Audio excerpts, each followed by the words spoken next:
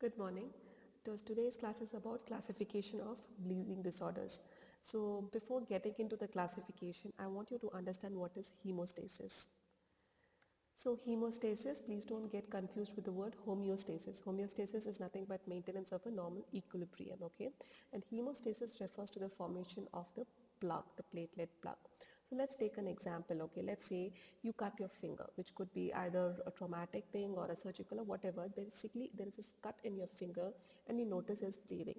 Immediately what happens, the bleeding stops, okay? There is a formation of a plug, the bleeding stops, the skin approximate and it closes on its own. How does this happen? So how does this bleeding stops? This is because of a process called as hemostasis, okay? So now this hemostasis of two types, a primary hemostasis and the secondary hemostasis. Primary hemostasis is nothing but the platelet plug formation at the site of injury. It is an immediate phenomenon appearing within seconds of injury, and it is responsible for the cessation of bleeding from the microvasculature, okay? So the platelet plug formation which takes place is referred to as a primary hemostasis, and it involves three steps: the platelet adhesion, the platelet granule release, and the platelet aggregation, okay? So now I'm sure you know that the whole cellular components of blood, there are three types. One is the RBC, the WBC, and the platelets. So the important function of these platelets is nothing but to prevent the bleeding. To prevent the bleeding means hemostasis, formation of the platelet plug, okay?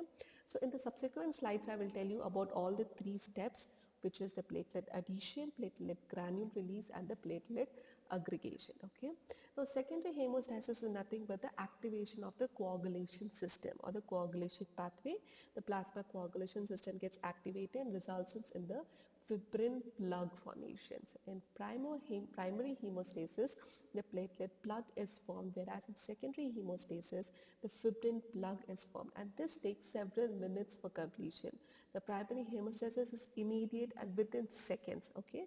But the fibrin plug, which takes place, it takes a few minutes to take, and this is more permanent, okay? And this gives a more strength to the plug formation, and it prevents the bleeding, okay? So that's the difference between the primary hemostasis and the secondary hemostasis. So now let's go to the pictures. Now this is nothing but the vessel wall, okay?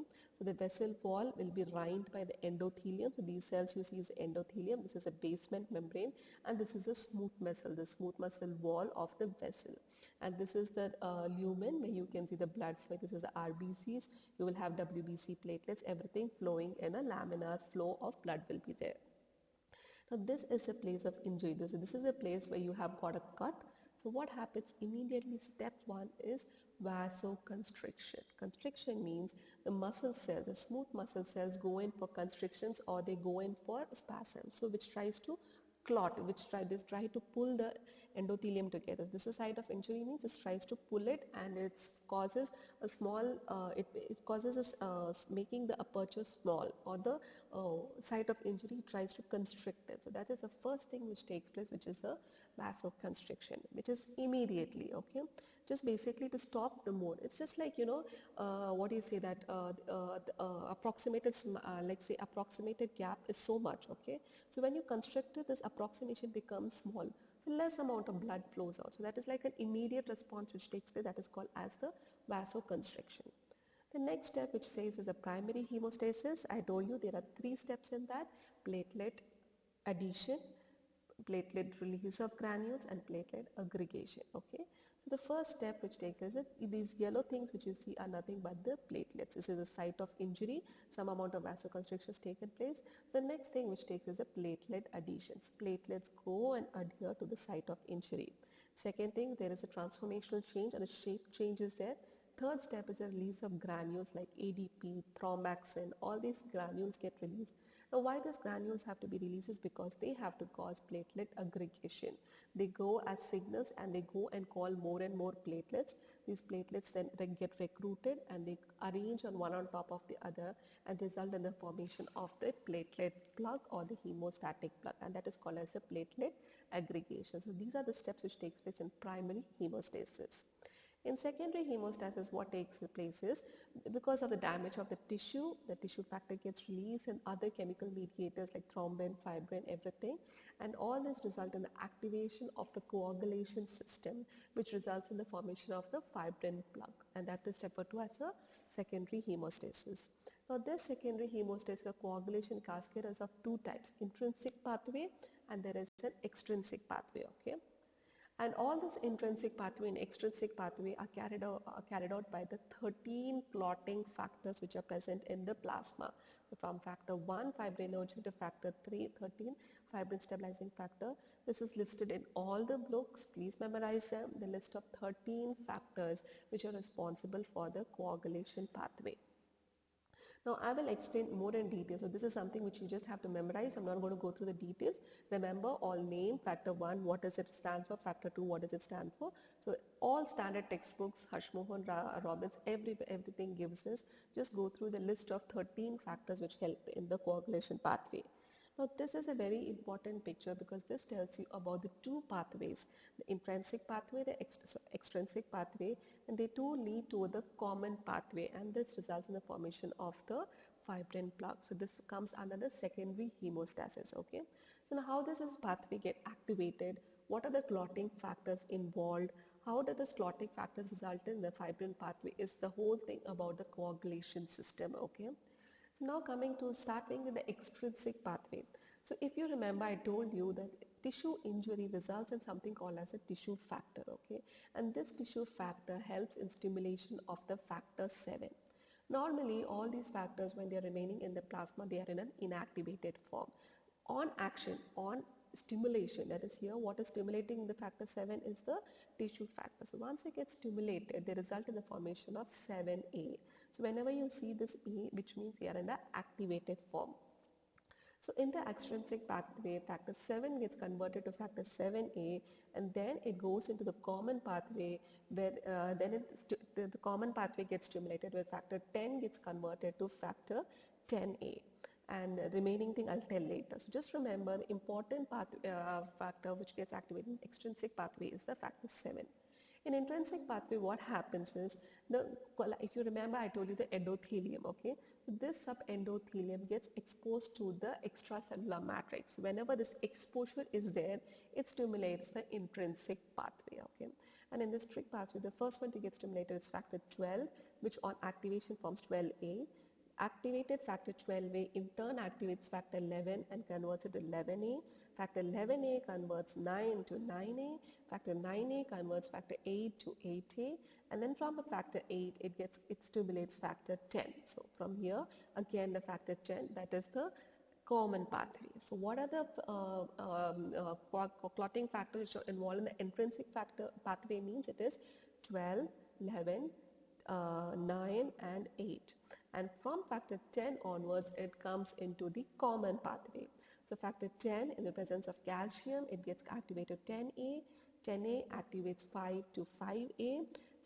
This 5A then converts factor 2 to 2A, and 2 is nothing but referred to as the prothrombin. So the prothrombin gets converted to thrombin, and it simultaneously 13 gets converted to 13A. And during this transformation, what happens is thrombin stimulates fibrinogen to form fibrin. So the fibrinogen forms fibrin, and this fibrin, more and more fibrin gets formed, and it forms a cross-link to form the fibrin plug. So this results in the fibrin plug. Okay. So this is a whole coagulation pathway given in all standard textbooks. Extremely important. Remember, what you mainly need to remember is what are the factors which are involved in the intrinsic pathway, what are the factors which are involved in the extrinsic pathway, and prior to that, what stimulates the activation of extrinsic pathway, what stimulates the activation of intrinsic pathway, how extrinsic and intrinsic converged for the activation of the common pathway, what are the common pathway finally leads to the formation of prothrombin to thrombin, which converts fibrinogen to fibrin and resulting in the formation of a fibrin plug. Okay, so this is the gist of the coagulation system. Now there is also another system called as a fibrinolytic system. Okay, so why we need to have a fibrinolytic system is when the fibrin plug is formed, it blocked, but it has to be stopped at some level. If this pathway keeps on forming, the whole lumen of the vessel can get occluded with the fibrin plug, and then it will result in formation of thrombosis and in complication. That is why, as a cross check, every system has to have a counter check.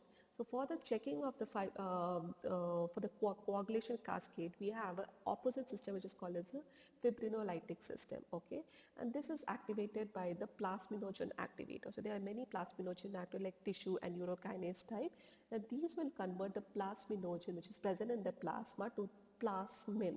Now this plasmin is extremely important because it checks whenever the fibrin is sufficient in the body, the fibrin products are sufficient in the body, it immediately acts on this fibrin and converts into fibrin degradation products. So this is a fibrinolytic system which is mediated by the plasmin in the presence of a plasminogen activator. Okay, so this checks the coagulation system, and both are needed to be kept in a balance, okay, to maintain the coagulation system in the body.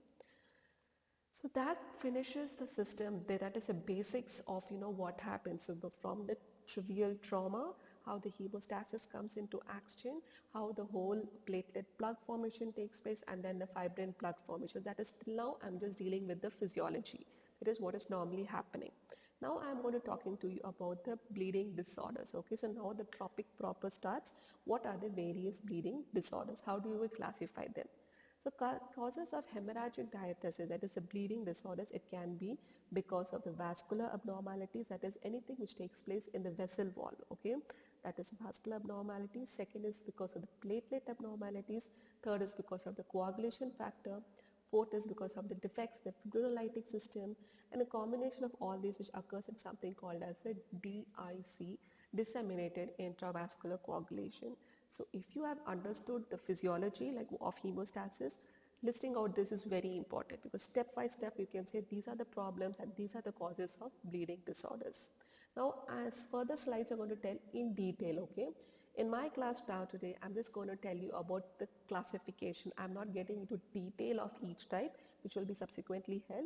But now I'm just going to tell you what is the classification. It's a broad classification of what comes under each of these 5 categories. So what are the various testings? Just one slide which I'm going to tell you what are the various testing for bleeding disorders. So you have the bleeding time, which assesses the platelet function, vascular integrity. Then you have the platelet count, where you try to count what are this normal value of 1.5 to 4 lakhs. So based on that, these are very simple tests which can assess the hemostasis, screening for the hemostasis. Then you have the prothrombin time, which mainly assesses the extrinsic and the common pathway, okay, and APTT, activated partial thromboplastin time, which tells us about the intrinsic and the common pathway, and then the thrombin time, which evaluates the common pathway, okay. So just by doing these basic factors, we can try and come to assay whether it is a problem with the vessels, the platelets, the coagulation, the fibrinolytic, whichever system, okay. Obviously, in the DIC, there's a combination of abnormality of all the 3. So this will help us to assess what is causing the bleeding in that particular patient. Now coming to the classification of bleeding disorders, topic proper. So the first is a hemorrhagic diathesis due to vascular disorder, okay. In this it could be inherited or acquired. So if it is inherited, means it is a genetic problem which runs in families. So the most common one which we see is the hereditary hemorrhagic telangiectasia. Telangiectasia, nothing but the dilatation of the blood vessels. All the blood vessels will be dilated, which can go in for spontaneous rupture and bleeding. So the most common thing we see, this is also referred to as the Osler-Weber-Rendu syndrome. Now the second one is inherited because of the problems of the connective tissue matrix, okay. Any connective tissue matrix is a problem like in Marfan's or Ehlers-Danlos. This makes the vessel wall very weak and again leads to a lot of bleeding. The second is these are all inherited, okay. Second is acquired vascular bleeding disorders. It can be seen in certain conditions like HSP, Hinosh-Schondel and Purpura, HUS, hemolytic uremic syndrome. So in both of it, what it causes it causes a vasculitis, hypersensitive vasculitis, which is nothing but the inflammation of the vessel wall, making it weak and leading into bleeding. I'm not really getting into details proper. At this class, I'm just going to tell you about the broad classification of the bleeding disorders. So drug reactions, certain drugs can again cause vasculitis leading on to bleeding, infections, steroid purpura, where the vessel wall integrity is lost because of long-term steroid uses, also seen in Cushing's disease, and senile purpura because of the atrophy of the vessel wall. Scurvy, which is nothing but the vitamin C deficiency, which causes a defect in the collagen, and which in turn causes damages the vessel wall integrity. So this is all because of the problem. These are the causes of bleeding disorder due to the vessel wall disorder. Now coming to the bleeding disorders because of the platelet disorders, it could be thrombocytopenia, which means the platelets are less. Thrombocytosis, which is the platelets are more. So to quantify this, a normal platelet count is 1.5 lakhs to 4 lakhs. Okay, less than 1.5, it is referred to as thrombocytopenia, and more than 4 is referred to as thrombocytosis. And whenever thrombocytopenia, we say typically the platelet count, if it is less than 20,000, the patient is all right. Only when the platelet count goes less than 20,000, patient will have bleeding manifestation. And the third is defective in the platelet function. So again, the platelets not only need to be normal in number, but they also need to do their function. There's no use having so many normal platelet count, but if they're not having a proper functioning. So third classification will be based on the defective platelet function. So impaired platelet production, again thrombocytopenia, it is further classified into, one is the platelet production only is decreased. So where are these platelets produced? The problem in the bone marrow, okay. So if there's a bone marrow failure, like in conditions like aplastic anemias, leukemias, or myelofibrosis, or wherever there's a marrow infiltration by carcinomas, lymphoma. So the production site only there's a problem, obviously. If nothing, platelets are reduced, so bleeding. So bone marrow failure. Second thing is suppression of the platelet production. Now, how the platelet production is suppressed, it could be because of certain drugs or like alcohol intake, drugs which includes quinine, quinidine, sulfonamides. All this can cause a suppression in the platelet productions. So this is basically decreased platelet production, that is source site is disturbed. Accelerated platelet destruction. So this is nothing but once the platelets are out into circulation, they just go in for rapid destruction. They are not allowed to perform their function. They immediately go in for rapid destruction. Now what can cause this destruction is, one, immunological. Okay, there are certain antibodies which are produced against it, platelets, and causes rapid destruction. So it includes the immune thrombocytopenia purpura, which is very important short question, acute and chronic, there are two types.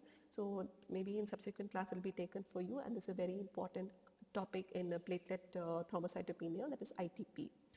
It could be drug-induced or post-infections. Because of all this, there could be an immunological thrombocytopenia.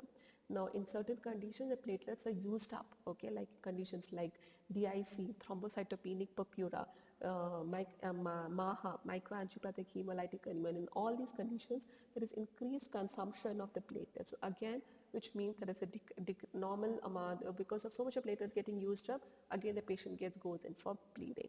So these are all causes for the accelerated platelet destruction, resulting in thrombocytopenia and resulting in bleeding. And the other things are in cases of hypersplenism, okay, that is, the site of destruction of all of the platelets or any cellular elements is a spleen, okay. So if it is hypersplenism, more number of platelets gets destroyed, and again results in bleeding. Dilutional loss, when you repeated, you go in for like patients who are having repeated transfusion of stored blood. So these bloods repeated transfusion there can be some amount of antibodies produced against the platelets causing damage, or it could be just diluted and causes a thrombocytopenia. Now the last one, another important topic is which is lately been found is the heparin-induced thrombocytopenia. This is again because of antibodies being formed against the platelets in patients receiving heparin therapy, and results in heparin-induced thrombocytopenia. So that finished the quantitative disorders of platelet, where because of defective decreased in the number of platelets you're having. Okay, so that is extensive classification of quantitative. Now I'm going to talk to you about the qualitative disorders, that is platelets are normal in number but they're not functioning normal. What are the conditions? So I told you the platelet plug formation has three tips: addition, granule release, and aggregation. Okay, so in conditions in which platelet addition is hampered, that is the platelet needs to adhere to the endothelium to form the platelet plug, and that disorder is called as a Bernard-Sollier syndrome, which is an autosomal recessive disorder. And in this there is a defective platelet addition. Following the same category is von Willebrand's disease, where there is not only a defect in the platelet addition, but these people also have a defect in factor 8. So you remember factor 8 in the coagulation system, where it comes? Yes, in the intrinsic pathway side. So there is a defect. So in von Willebrand's, there is a defect in the factor 8, and also there is a defective platelet addition. Now the next one is a defective platelet aggregation. Okay, so now you know platelets have to adhere, they have to release the granules, and the granules have to call in more platelets, and the platelets adhere on top to each other to form the platelet aggregation. Okay, so here it occurs in Glanzmann thrombasthenia, is a condition in which there is a failure of platelet aggregation with ADP or collagen due to inherited deficiency of the glycoproteins. Here it is GP2B3A. If you know its platelet aggregation, that is more than sufficient. And then there are certain conditions where the defect disorders of platelet release, that is all this ADP, collagen, thromboxane, all this has to be released to attract the other platelets. So if the platelets just go there and stay and don't release, again it doesn't cause hemostasis. So those are the third category of disorders of the platelet function. So this is a picture where I will just summarize. So I've already seen this picture. This is the endothelium, this is the basement membrane. The platelets come and adhere to the endothelium here to form the starting of the platelet plug. So and the receptor which is involved GP1B. So if there's any disorder here, that's referred to as a Bernard-Sollier syndrome. Okay, second thing is they have to release the granules. They cannot release the second group of problems. Third is these platelets have to adhere to each other by certain glycoproteins called as GP2B3A, and when this is deficient results in platelet aggregation defects, and that is what is referred to as the Glanzmann's thrombasthenia. Okay, just a picture to say what are the functional disorder of our platelets, how it can be classified.